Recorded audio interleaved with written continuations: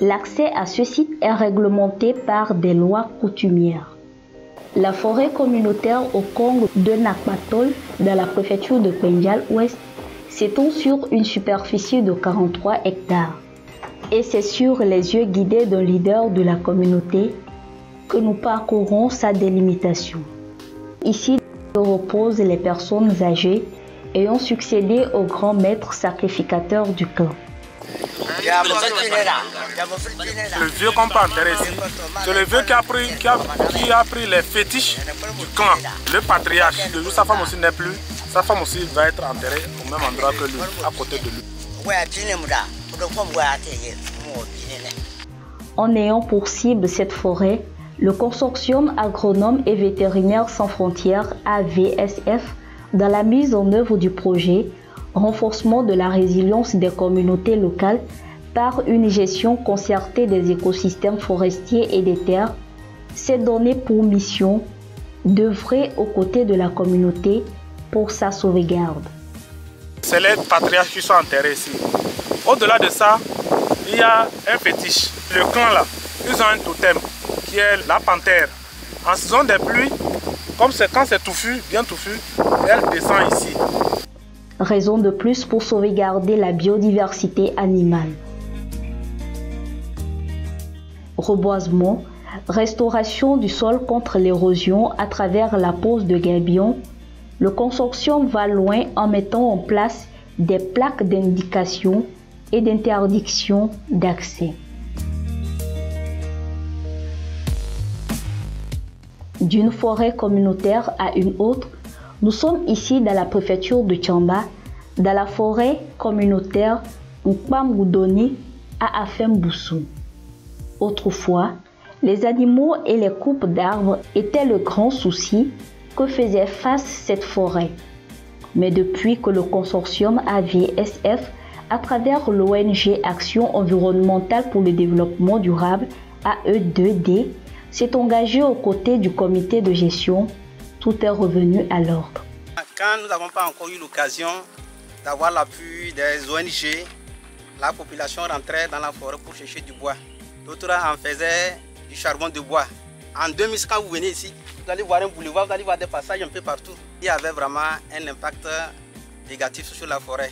Mais grâce à la sensibilisation et au dialogue permanent, nous avons pu arrêter ce phénomène.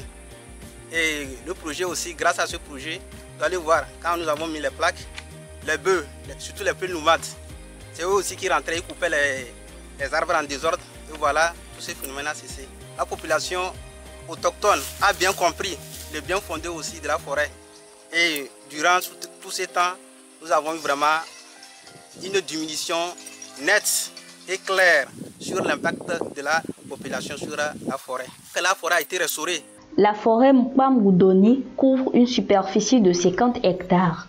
Avec les nouvelles dispositions prises pour la sauvegarder, l'engouement est devenu plus ardent et la communauté a visé son extension à 81 hectares. Grâce au projet AI22, la population elle-même a compris que non, 50 hectares, ce n'était pas suffisant. La population a décidé d'agrandir la forêt de 31 hectares, et ce qui nous donne actuellement une superficie de 81 hectares pour la forêt de Nkpamgoudoni.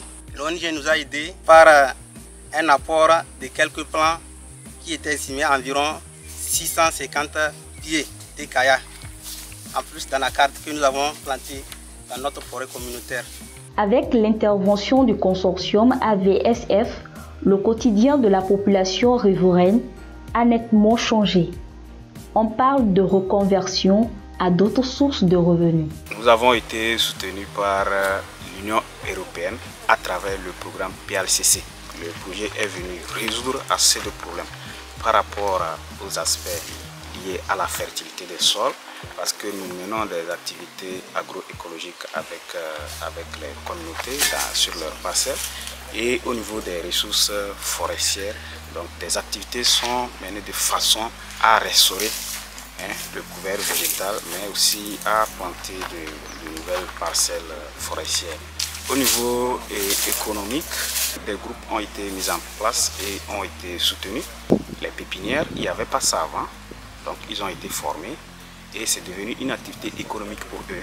Un autre groupe a reçu les ruches et qui produit du miel. Au-delà de ça, il y a des femmes qui ont été organisées et qui font la valorisation, donc la transformation des graines de karité en beurre. C'est des activités quand même qui sont créées autour de la forêt et qui permettent aux communautés d'avoir des revenus supplémentaires pour pouvoir subvenir à leurs besoins.